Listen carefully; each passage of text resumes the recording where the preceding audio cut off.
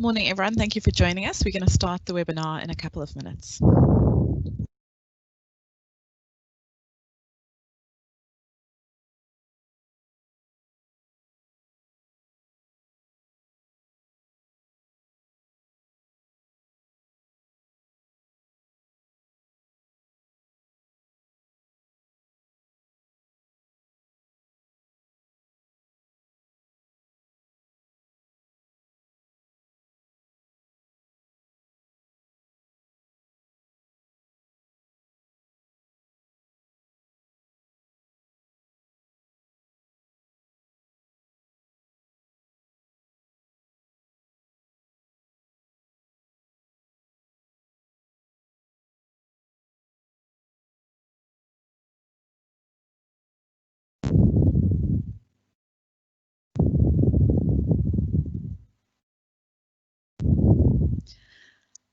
Hi, everyone. My name is Cindy Marty from BDO, the People and Culture team based out of Cape Town. Welcome and thank you so much for joining us. We're really excited to have you with us really excited to share a little bit more through this webinar series. The thinking behind the webinar series is that we really want students to be able to engage with BDO during this time at home, to get to know a bit more about the firm, but also to get to know some of our people, because BDO's promise is that we are people helping people. And when we drill down further into that from the BDO HR team, or people and culture team as we call ourselves, we further promise to help people achieve their dreams.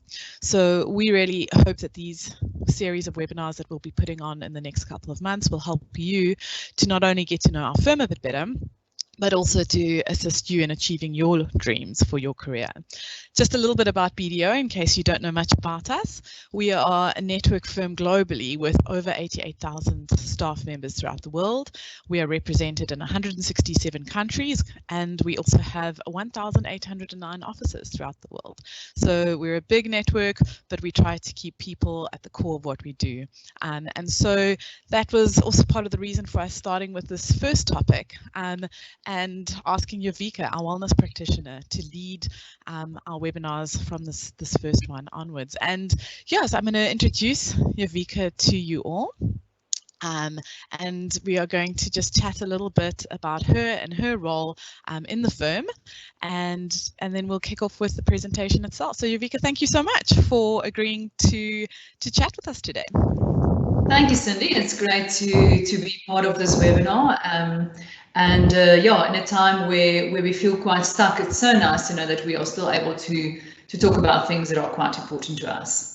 Definitely. So Yovika, maybe can you just start off by telling us a bit about your role at BDO and what it is that you do within our firm?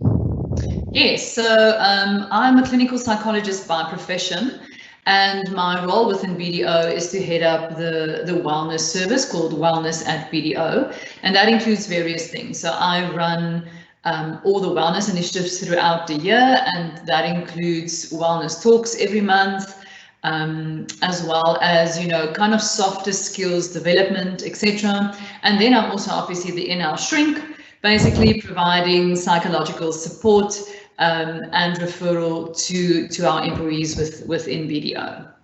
Awesome. Yeah, we've attended quite a few of your presentations to our staff, and they've always been so helpful, and it's just such a great service that you provide through the BDO platform, so thank you. And then we just wanted to get to know a bit about you as a person, so I've got a couple of questions. So you've alluded to what you studied, but maybe tell us about where you studied, and I know it's rude to ask a lady's age, but maybe you can give us a hint as to what you had at varsity so we can date you a little bit, or what band you liked, or anything from your varsity experience that we can maybe place you a little bit better. Yes, so I did both my undergrad and my postgrad at the University of Northwest, the Potch campus. So I was there in the early 2000s, and yeah, during that time, Karen Zoe just started her career, and it was quite scary the other day when I watched the show of her, and she said that she's obviously now celebrating 20 years in the industry. Wow. And then it makes you think. It was also around the time when Coldplay, you know, really kind of was quite big. I know their album Parachutes came out, and it was such an emotional songs, you know, so being kind of at varsity, that was quite big. And then I think throughout closer to the end of my undergrad, it was the start of series like Grey's Anatomy, Desperate Housewives, and yeah, so that was more or less the time that I found myself at university. Very similar to me. So yeah, I remember Corin Zoid starting. I was also a fan of Springboard New Girls and a whole bunch of other bands like that. We were chatting earlier and saying that my first cell phone was in my first year of varsity, and that was a Nokia 3310. And I used to play Snake in all my breaks. Yes, and the battery life on that thing was amazing. Yeah, so great. So maybe let's just get more into the present and just reflecting on your 50 odd days that we've been in lockdown. What have you learned during lockdown, and what is the thing that maybe you missed the most, or the thing that you're going to prioritize as soon as we're allowed out safely? Yeah, so it's really been a time for me where if one takes a bit of a step back, you can gain quite a bit of perspective. I think the thing that I've probably kind of had to learn to live without the most is going out for dinner at night, which is something that in my line of work, I kind of used to kind of just calibrate the end of my day again. So that's something that I've missed quite a bit. I've missed going to my spinning class quite a bit as well. And I must say, I think as soon as we are able to get out of lockdown, the first thing that I'll probably do is get a haircut, because that is something that's really starting to get to me now. So get a haircut, hopefully be able to see a movie in a kini, and definitely book a holiday. I think that those are probably my top three things. So yeah, it has been an interesting time from a perspective point of view, learning a lot about yourself, being confronted with yourself, what it is that you can and cannot do, the things that you thought you would never be able to kind of live without, you are able to do. And it's really been a test for one's resilience in that sense, but also a very valuable lesson in terms of what we can be grateful for in our lives as well, despite everything. Definitely. No, it's been really great for that, and a lot of introspection, like you said. So without further ado, I'm going to ask you to take over the presentation and talk through the slides that we have. So I'm going to put myself on mute, and yeah, thank you so much again for doing this. Thank you, Cindy.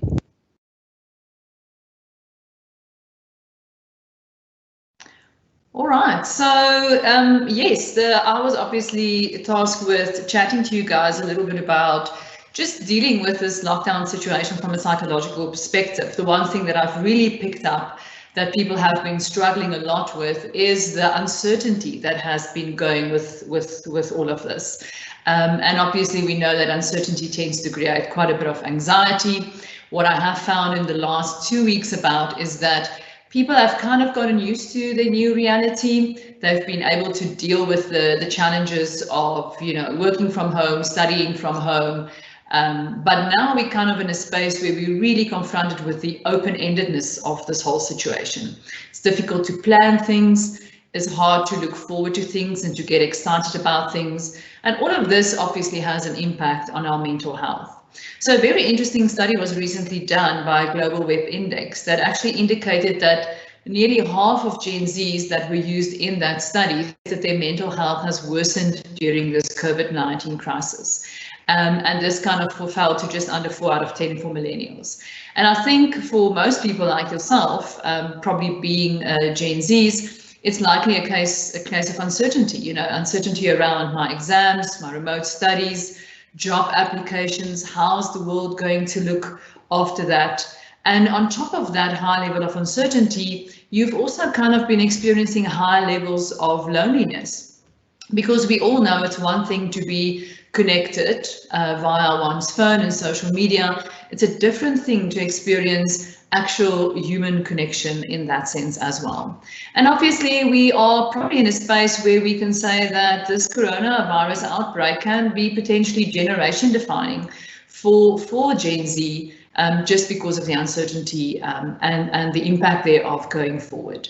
So what I'm going to cover in today's webinar is just kind of talk a little bit about what you might have been experiencing from a psychological perspective regarding COVID-19 and the lockdown and how to deal with this.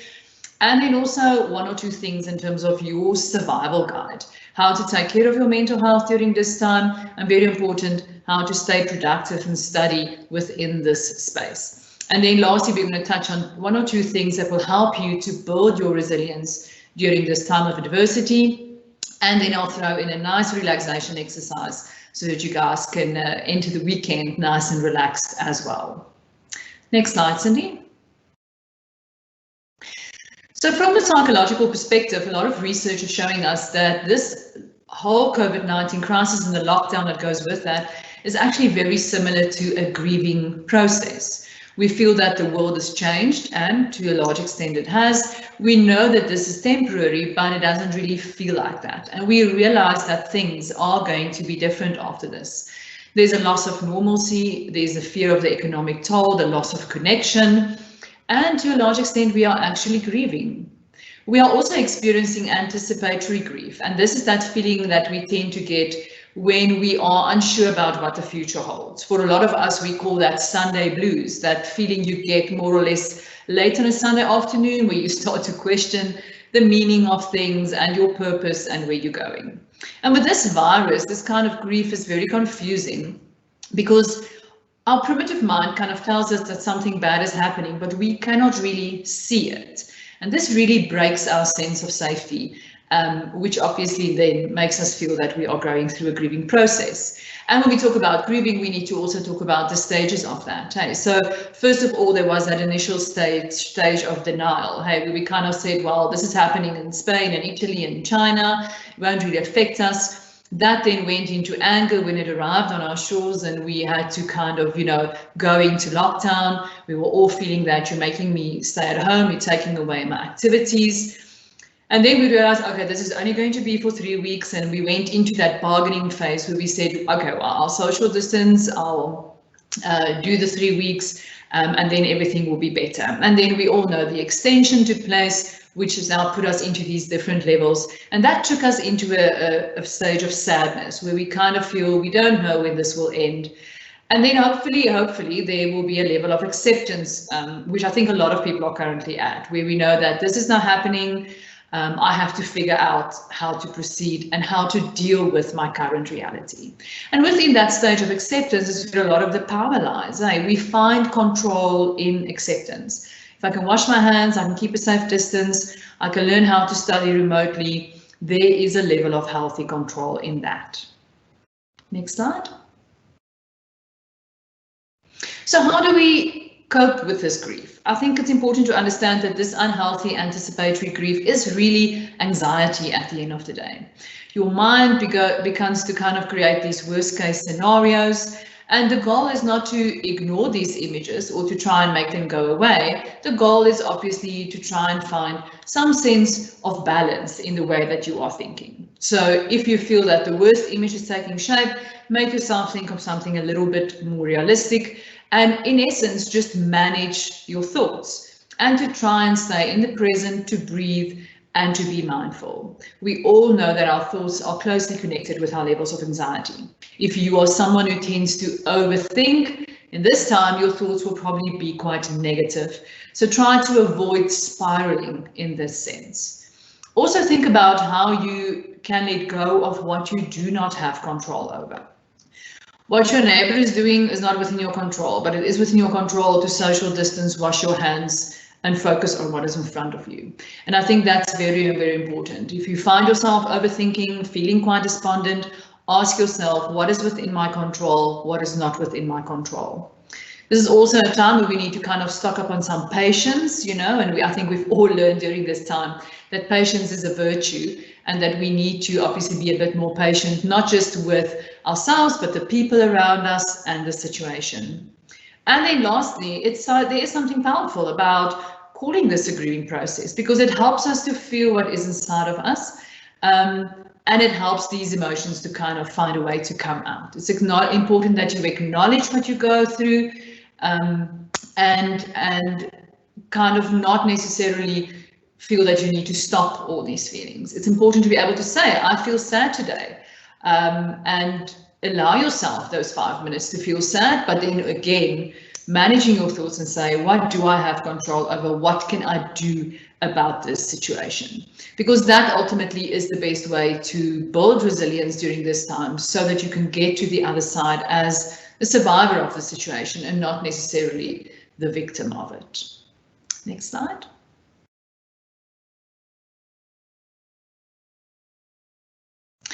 So, understanding where we come from in terms of a psychological perspective, I just want to touch on a couple of things that will almost act as a survival guide for you during this time. And the first one is obviously to take care of your mental health. This is very, very important. You've all seen the rise in call volumes to suicide hotlines and things like this during this time, because ultimately the isolation is really starting to get to people, and obviously the anxiety as well. So I just want to touch on a couple of things that can help you to take care of your mental health during this time. The first one there is to manage your thoughts by reframing the "I'm stuck inside" to "I can actually have the opportunity to now focus on myself." It is important to think of this mandated lockdown situation as an opportunity for you to actually refocus your attention from the external to the internal. By staying productive, you can actually foster a positive attitude during this time. Instead of ruminating on the situation, and when I say ruminate, I mean constantly fixated in terms of thinking about it, rather set your sights on long avoided tasks, or to create something that you've always wanted to.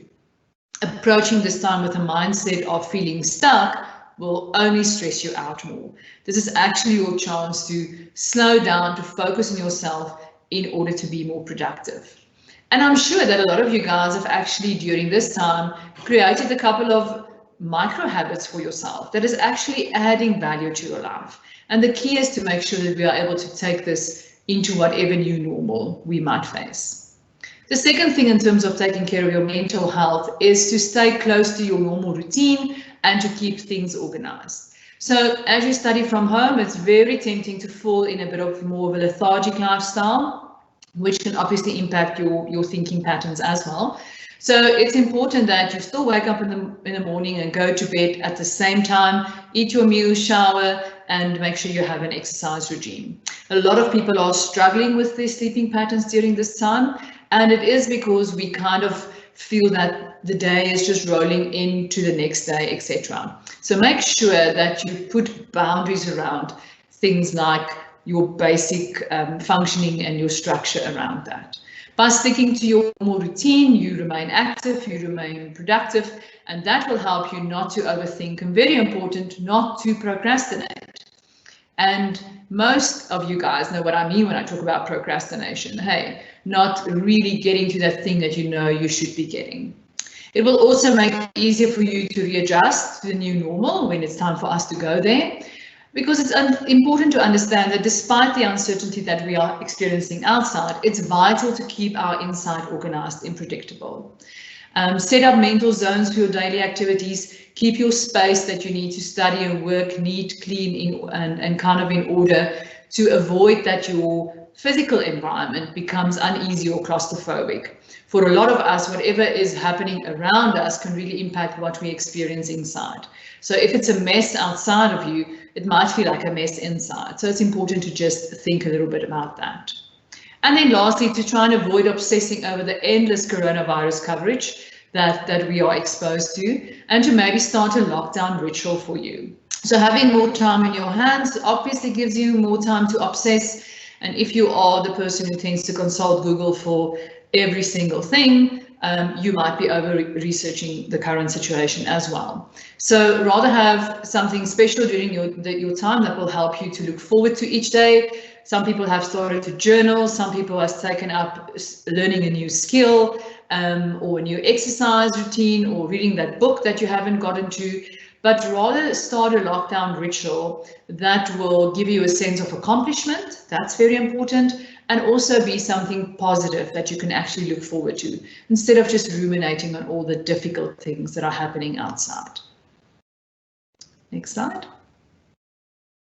And then another part of the survival guide is obviously to stay productive while you are studying remotely. And I've got 4 words there on the slide, which is very important: structure, gives you routine, routine gives you predictability, and predictability gives you control. And all of those things does not just make you more productive, it also helps you to manage your anxiety that might be a consequence of the current uncertainty. So get ready for your day and commit to a daily schedule. The act of physically getting ready for your day in terms of your breakfast, your shower, getting dressed, that also helps you to get mentally ready for a productive day. So create a daily routine and set a firm schedule. Decide on a starting and finishing time for your day. That's very, very important. And you can even use some timers to kind of divide certain time allocations for certain tasks during the day. The Pomodoro technique is a very popular technique where you can set a time on your phone for 25 minutes, and for those 25 minutes, you work exclusively on the task at hand until the timer finishes. And you are not allowed to have any interruptions during those 25 minutes. Then you can take another short 5-minute break before you start another 25-minute cycle. And you can obviously kind of extend this throughout your day. This is a very good technique that you can use when you are studying remotely or when you tend to procrastinate in terms of things. So instead of just saying, oh, I need to get up today and I need to study, create a structure and make it a SMART goal. So be specific about what do I need to study? How long do I need to spend time on it? Is it measurable? Is it attainable? Is it realistic? And what is the time frame that I'm going to give myself for that? And slowly but surely you'll see that you're going to get more productive.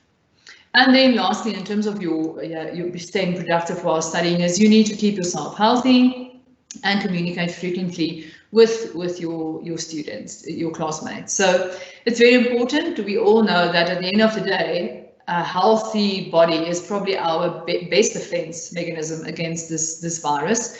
So your personal health is also very important in terms of how productive you are during studying remotely. So try to stand up at least once an hour and just stretch your legs, get some water from the kitchen, stay hydrated. Very important. We touched on the problems with sleeping earlier. Monitor your screen time during this time as well. So take a couple of seconds to look away from your screen every 15 minutes or so.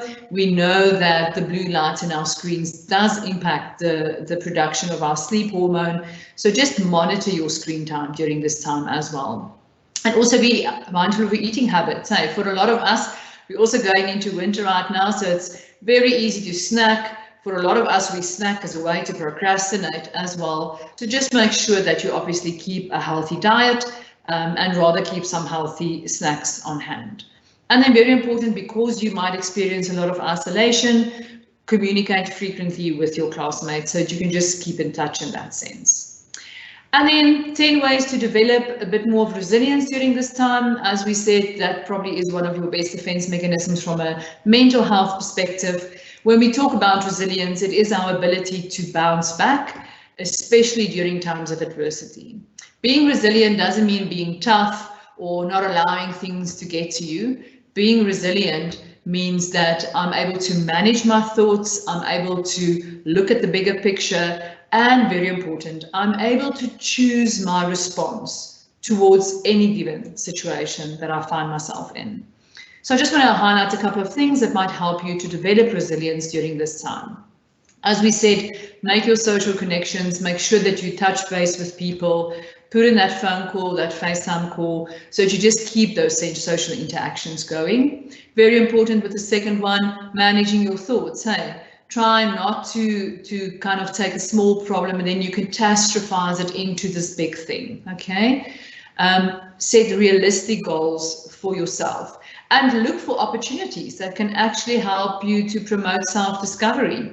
This is a very interesting time where we are confronted with ourselves in terms of how we do things and why we do them. So looking for opportunities that can actually help you to discover yourself is quite nice. And very important to nurture a positive view of yourself during this time. When you get to the end of the day, instead of saying what I have not been able to do today, first say, what have I actually achieved today? What was positive about today? Because we know that every day might not be a great day, but there's definitely something great in every day. So also make sure that that attaches to your sense of worth as well. Maintain a hopeful outlook by just starting your day with a small gratitude exercise. Hey, when you wake up, first, instead of thinking, oh, another day in lockdown, what are 3 things that I can actually be grateful for? And then keeping things in perspective, looking at things in perspective, taking a step back sometimes, and very important, to take care of yourself during this time. Self-care is always the basis for keeping your mental health great. If you can't take care of yourself, you can't take care of anyone else anyway. So make sure that the self-care is in place as well. Next slide. So before we end with parting thoughts, I would like to just do a quick relaxation exercise with you guys. So this is not hypnosis. I'm sure you'll all wake up afterwards. I'm just going to ask you guys to close your eyes and just listen to my voice. This is a visual imagery exercise, so it combines nice deep breathing and visual images that will help you to feel a little bit more relaxed. So I'm going to ask all of you guys where you are sitting right now, get comfortable and just close your eyes and listen to my voice. I'd like you to take a deep breath in through your nose and slowly release that breath through your mouth. Take another deep breath and allow your breathing to relax you as you exhale fully. Breathe in gently, and as you breathe out, let the air carry the tension out of your body.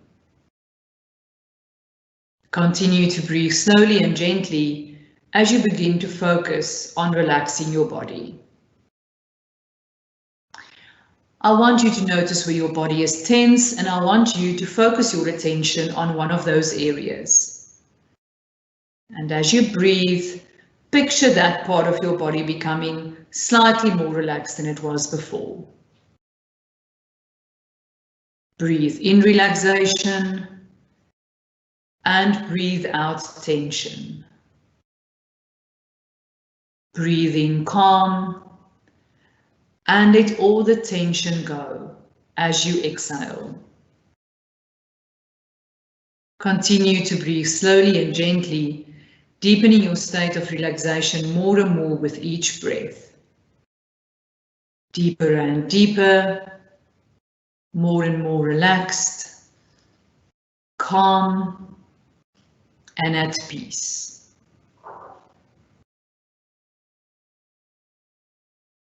Now I want you to begin to create a picture in your mind. I want you to imagine a place where you feel completely at ease.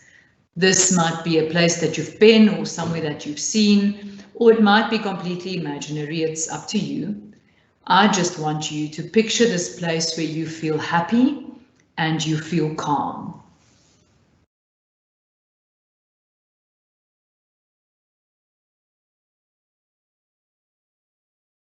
Create the details about this place in your mind. I want you to picture the sights and the sounds of this place. Imagine how you feel physically. You are relaxed and you enjoy feeling safe and calm in this place.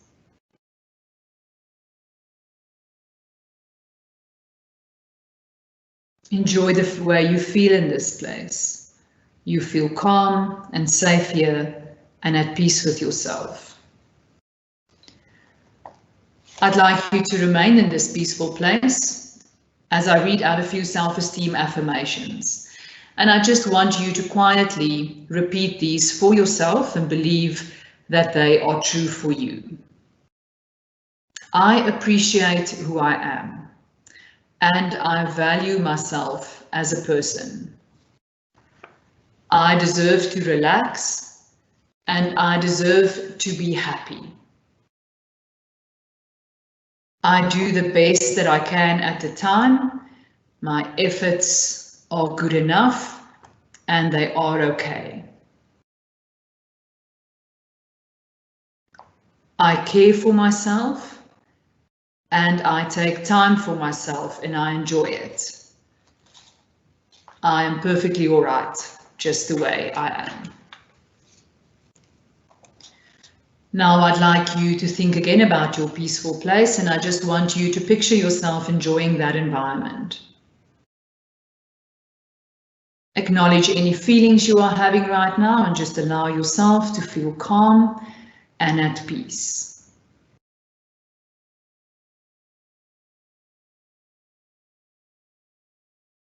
And now it's time to leave your special place, but know that you can return here anytime in your imagination to relax and to feel comfortable and safe. I want you to take with you the feelings of relaxation as you return to your day. I'd like you to take a deep cleansing breath in and exhale slowly. Take another deep breath and exhale. And then when you are ready, you can come back to this space, feeling calm and confident and refreshed. I hope that you've all enjoyed that exercise, and it shows us the very basics of sometimes just taking a nice deep breath, focusing our thoughts, and the impact that that can have. So on that note, I'd like to share a parting thought with you.